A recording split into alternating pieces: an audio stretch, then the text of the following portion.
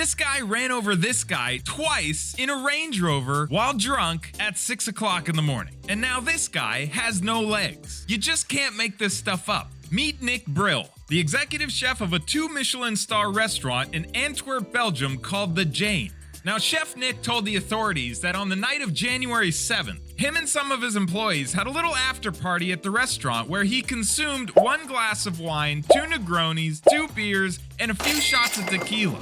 He was also quoted saying, "I think I was still able to drive." Act like a chef. Now, also at this after party was a New Jersey chef named Joe Claridge, who was interning for Chef Nick as his assistant chef. It was reported that Joe was also intoxicated, so his colleagues did the right thing and called him a taxi. But apparently, CCTV revealed that on his way to the taxi stand, he fell over and just laid there in the middle of the parking lot. Now, I'm no expert on this, but I believe we call this passing out.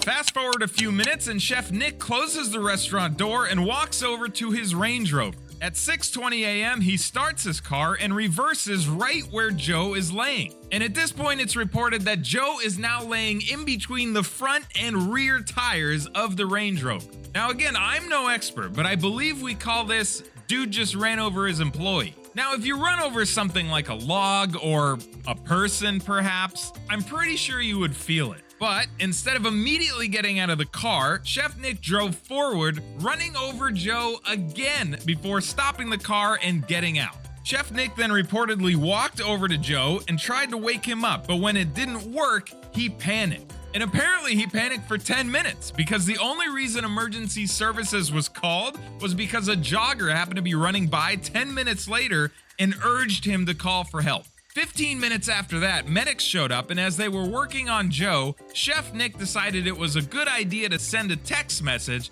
to his team saying, "Guys, I just finished with our new intern. Complete KO.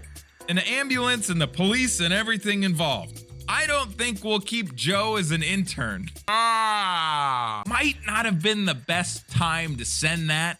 Now, unfortunately, this story has a sad ending because Joe was rushed to the hospital where he was in a coma for 50 days. And when he finally woke up, he was told that he had lost several organs and both his legs have to be amputated. Now, the investigation is still going on, but I believe that this is probably the end of Chef Nick's cooking career, unless the prison that he gets sent to happens to be looking for a decent cook.